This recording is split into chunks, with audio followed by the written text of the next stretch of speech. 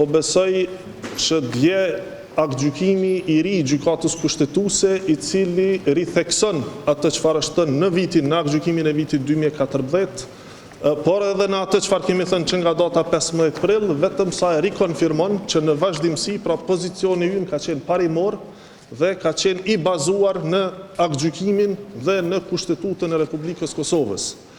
Siç e dini, pra kërkesa apo pyetja, çështja që është tru para gjykatës nga opozita, është inicuar me idenë pra që të kundërshtohet votimi i fshehtë, duke u thirrë në atë që votimi i fshehtë na qenë ka kundër kushtetues.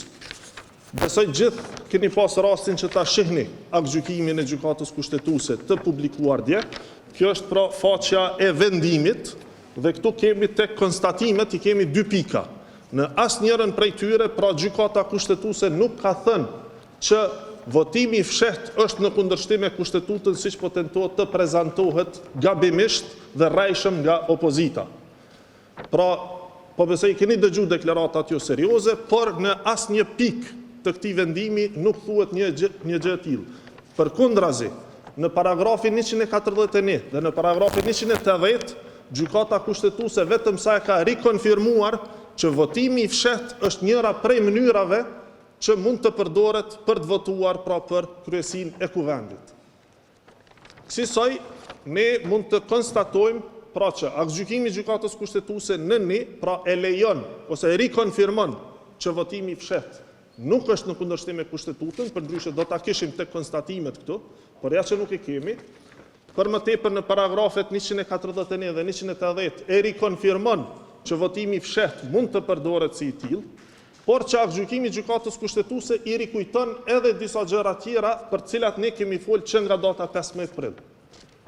Pra, thotë që të gjitha partitë, e sidomos ato që kanë antar përfaqësues në kryesinë e kuvendit, që në kupton pra 3 partitë më të mëdha, si dhe subjektet tjera parlamentare që vinë nga minoritetet, nga komunitetet jo shumicë, pra duhet të arrijnë konsenzusin. Pra kërkon që këto parti të bëhen bashkë, të diskutojnë për emrat që duhet të përfaqësohen në kryesinë e kuvendit, ashtu siç u ka caktuar Kushtetuta. Në këtë rast neve si fitues na takon pra propozimi për kryetarin dhe një nënkryetar, ndërkaq 2 partive tjera me radhë u takojnë 2 nënkryetar dhe partive pra komuniteteve jo shumicë edhe 2 nënkryetar tjerë.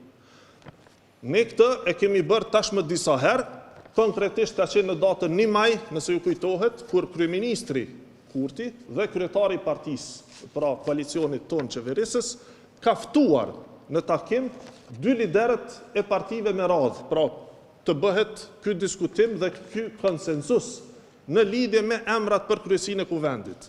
Pra ne kemi respektuar në përpikmëri më datën 1 maj atë çfarë dje ka thënë gjykata kushtetuese. Pra që subjektet politike parlamentare duhet të dakordohen dhe të arrijnë konsensus për gjetur emrat. Siç e dini, LDK-ja as që ka ardhur në atë takim. Ndërkaq PDK-ja ka ardhur, por ka qit kushte në raport me emrat. Pra që me propozimin tonë, ndërkaq sa i përket emrit të nënkryetarit të tyre, kanë pasur qëndrimin që nuk duhet të përzihemi sepse kanë të drejtë kushtetuese. Ndërkaq dje ne e pam që gjykata kushtetuese thotë që përderisa fituesit i takon të ftoj palët tjera për të arritur konsenzusin, partitë tjera nuk mund të bëhen bllokuese në përcaktimin e emrave, ngjashëm siç ne, si parti fituese, nuk mund të bëhemi bllokues në përcaktimin e emrave për pozitën e nënkryetarit. Pra me datën 1 maj, LDK ka shkelur Kushtetutën duke mos ardhur në takim, PDK ka shkelur Kushtetutën duke tentuar të ndryshohet parimi mbi atë se cilët emra duhet të propozohen. Dhe parimi i tretë, ajo çfarë nëse mund ta përmbledhim aktgjykimin e djeshëm të gjykatës kushtetuese, po ashtu e rikonfirmon një gjë që kemi thënë që nga data 15 prill. Gjykata kushtetuese dje e ka rikonfirmuar që të gjithë deputetët duhet të marrin pjesë në votim. Të gjithë. Pra nuk mund të vihet në seancë konstituive dhe të mos votohet. I takon deputetit që të përcaktohet a do të votoj për, kundër apo abstenim, mirë po, mos votimi fare është shkelje kushtetuese. Pra, ngjajshëm që nga data 1 maj, për tashmë 30 seanca me radhë, të gjithë deputetët e opozitës kanë shkelur Kushtetutën sipas aktgjykimit të djeshëm dhe sipas asaj që kemi thënë në vazhdimsi, duke ju referuar aktgjykimit vitit 2014, është shkelur kushtetuta nga të gjithë deputetët që nuk kanë marrë pjesë në votim. Pra për ta përmbledhur edhe një herë, kërkohet apo votimi i fshehtë nuk është në kundërshtim me kushtetutën, lejohet, pasi që kemi në vendimin përfundimtar të aktgjykimit. E dyta, të gjitha subjektet që kanë antar në kryesi duhet të arrijnë konsenzus dhe të mos bëhen bllokuese ndaj njëra tjetrës, pra sa i përket emrave apo propozimeve, dhe e treta është të gjithë deputetët duhet marrin pjesë në votim. Po besoj që nesër mbetet shihet pra gjatë diskutimit, por gjithsesi ne kemi vijimsi të argumenteve, sepse argumentet tona kanë qenë të sakta dhe të vërteta që nga dita e parë që i kemi thënë.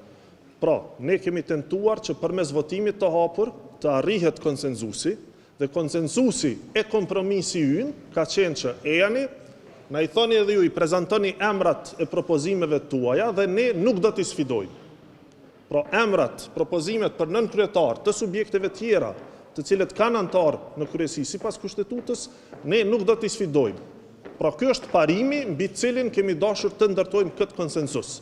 Por siç e dini, një subjekt nuk ka ardhur fare, pra LDK-ja e ka shkel kushtetutën duke mos marrë pjesë fare në takimin për gjetur një konsenzus, ndërka që PDK-ja ka ardhur mirë, por ka vendosur kushte. Dhe ne kemi thënë që nëse vendosim ta ndryshojmë parimin e mos bllokimit të njëra tjetrës, pra nëse vendoset të ndryshohet ky parim, atëherë mund të futemi në një spirale tjetër, sepse secili mund t'ia kontestoj kandidatin njëri tjetrit. Madje mund të ketë edhe kontestime brenda grupit parlamentar.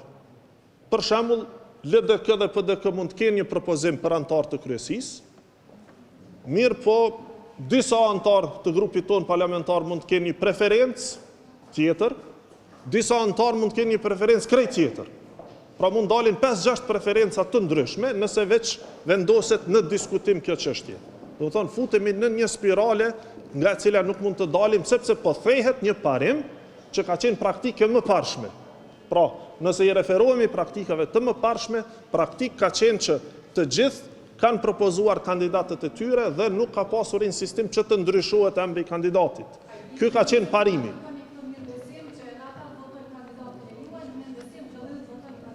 Tash, fillimisht ne kemi një proces në VM sipër, pra është procesi për votimin e fshehtë, nga i cili nuk mund të dalim pa marrë një epilog. Pra, ose duhet të votohet komisioni, pra duhet marrin pjesë në votim, që të votohet komisioni, pastaj të kalohet në votim të fshehtë, dhe votimi i fshehtë të prodhoj rezultatin qoftë zgjedhje të antarit të kryesisë, në këtë rast kryetares, apo edhe mos zgjedhje, siç e tha zëvendës kryeministra, pra është dhënë tashmë oferta nga zonja Albulina Haxhiu, që nëse nuk i merr 61 vota me votim të fshehtë do të tërhiqet, apo duhet të rrëzohet komisioni për votim të fshehtë. Por komisioni nuk mund të rrëzohet nëse ata s'marrin fare pjesë në votim. Do thonë, këto janë fillimisht duhet të jepet epilog komisionit dhe votimit të fshehtë, në mënyrë që të hapet rrugë për mundësi tjera të konsenzusit. Unë po besoj që nesër do duhej të ishte afati fundit, pra të mos presim këtë 30 ditëshin, sepse fundja jemi pra parti parlamentare dhe duhet të japim zgjidhje kësaj çështje. Ne kemi tentuar që nga data 15 prill, ju i ndëgjuat pak më herët kolegët nga Partia Demokratike që filluan të japin interpretime të cilat nuk janë në aktgjykimin kushtetues, duke u thirrë mbi atë ose duke tentuar të monopolizojnë të qenit jurist. Por ne kemi parë që kanë qenë pikrisht të njëjtit, pra që na patën futur në atë ngërçin e verifikimet mandateve, që pastaj përsëri u dasht me ndru fjalët edhe me u kthye me votu.